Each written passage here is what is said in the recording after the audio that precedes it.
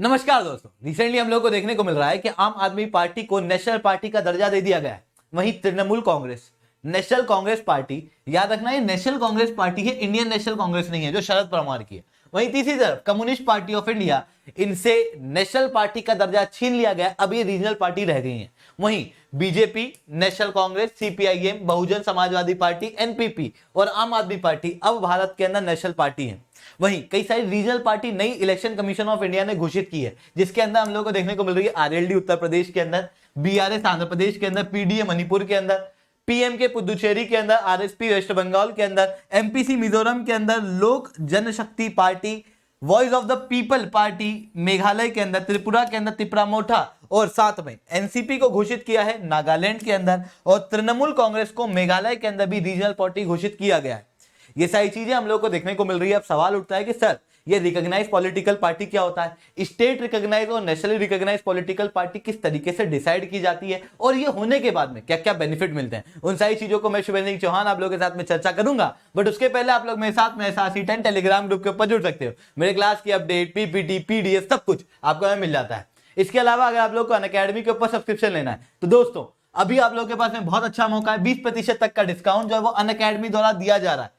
साथ में 1-on-1 mentorship, किताबें, आंसर राइटिंग, टेस्ट सीरीज सब कुछ आपको यहाँ पे मिलेगा। यानी कि आपको कंप्लीट स्टडी मटेरियल बहुत ही कम दामों के अंदर मिलने वाला है। इसके साथ में अगर आप लोग SRC10 कोड का यूज करोगे तो आप लोगों को मेरे द्वारा 1-on-1 मेंटरशिप भी मिलेगी। तो जाओ सब्सक्राइब करो, SRC10 कोड का प्रयोग करो। तो चलिए दोस्तों समझने की कोशिश करते हैं कि क्या होती है नेशनल पार्टी और क्या होती है स्टेट पार्टी। देखो नेशनल पार्टी जनरली जो हम लोग कंसीडर करते हैं कि यार ये नेशनल पार्टी है तो हमारे दिमाग में आता है ये बड़ी पार्टी होगी, जैसे बीजेपी है, कांग्रेस है।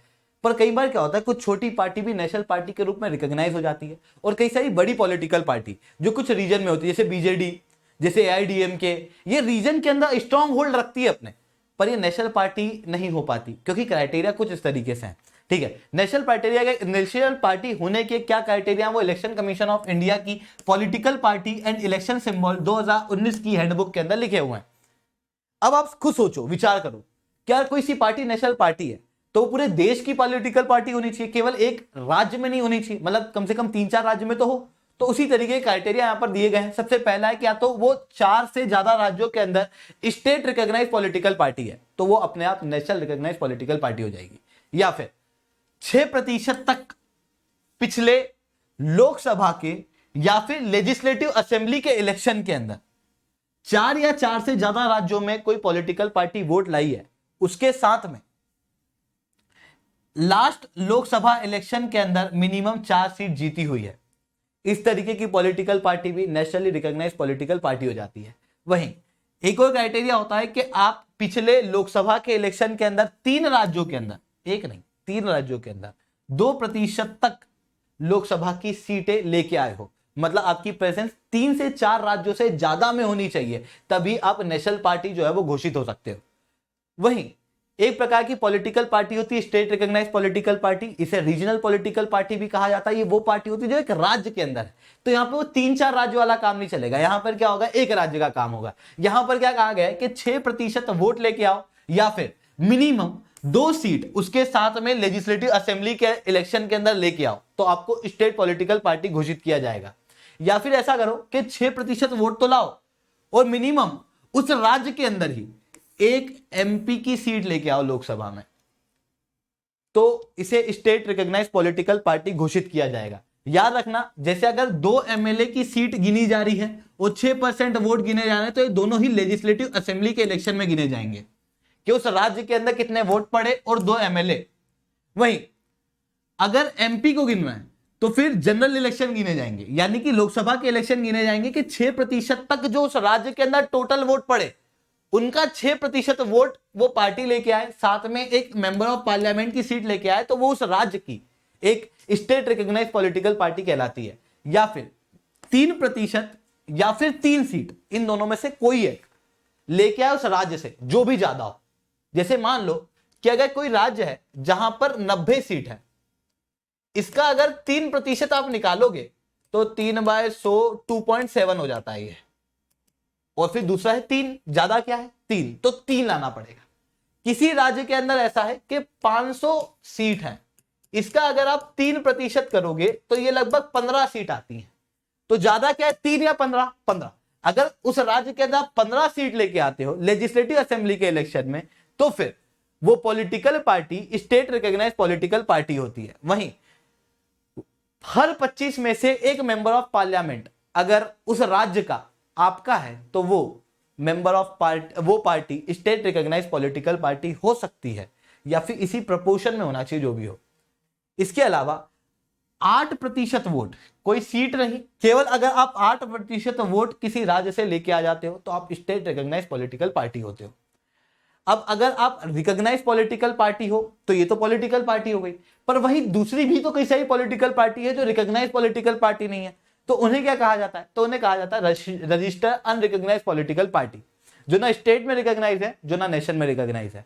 अब सवाल ये उठता है कि जैसे कोई पार्टी नेशनल रिकॉग्नाइज या स्टेट रिकॉग्नाइज पॉलिटिकल पार्टी होगी, वहीं दूसरी तरफ एक political party register unrecognised political party, तो क्यों कोई पार्टी रिकॉग्नाइज पॉलिटिकल पार्टी होने के लिए कहती है क्या हमको ये होना है, कुछ बेनिफिट तो होंगे, तो कुछ बेनिफिट दिए जाते हैं रिकॉग्नाइज पॉलिटिकल पार्टी को। क्या बेनिफिट है, सबसे पहले 40 स्टार कैंपेनर्स होते हैं एक रिकॉग्नाइज पॉलिटिकल पार्टी को, वहीं रजिस्टर अनरिकॉग्नाइज पॉलिटिकल पार्टी के 20 स्टार कैंपेनर होते हैं। अब ये स्टार कैंपेनर क्या होते हैं, स्टार कैंपेनर हर एक पॉलिटिकल पार्टी अपने घोषित करती है कि ये हमारे स्टार कैंपेनर होंगे, जो अलग अलग जगह जाके इलेक्शन के अंदर भाषण देंगे। जैसे आप देखोगे अमित शाह, जब बीजेपी की बात आएगी तो बीजेपी की तरफ से अमित शाह जो है वो अलग अलग जगह जाके भाषण देंगे, भले वो उस चुनाव में उतरे नहीं है पर उस राज्य के चुनाव के अंदर भी जाके भाषण देंगे।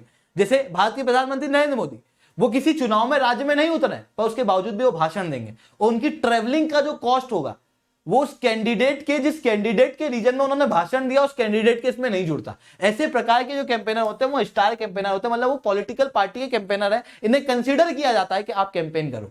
वहीं दूसरी तरफ इनके फिक्स सिंबल दिए जाते हैं, जैसे बीजेपी का कमल का फूल है, कांग्रेस का हाथ का पंजा है, आम आदमी पार्टी की झाड़ू है, तो वो फिक्स सिंबल है, और ये सिंबल जो है वो अपने आप में एक मार्केटिंग का काम करते हैं। इसके अलावा जब आप अगर इलेक्शन के अंदर वोट करने जाते हो तो सबसे ऊपर जो आपको नाम दिखाई देंगे वो रिकॉग्नाइज पॉलिटिकल पार्टी के अल्फाबेटिक ऑर्डर में नाम दिखाई देंगे, नाम के अनुसार।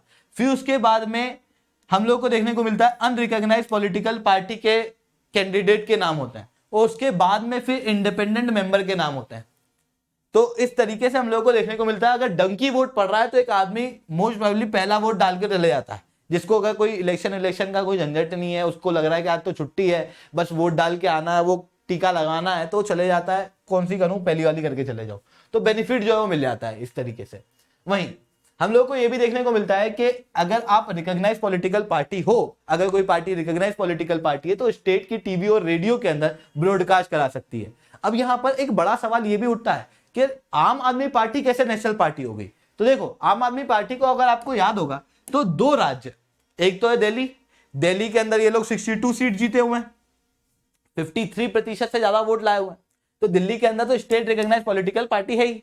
वहीं दूसरी तरफ पंजाब के अंदर भी सरकार बनी हुई है, वहां पर भी लगभग 92 सीट्स लेके आए हैं, जिसके बाद में यहां पर भी आम आदमी पार्टी जो है वो एक स्टेट रिकॉग्नाइज पॉलिटिकल पार्टी है।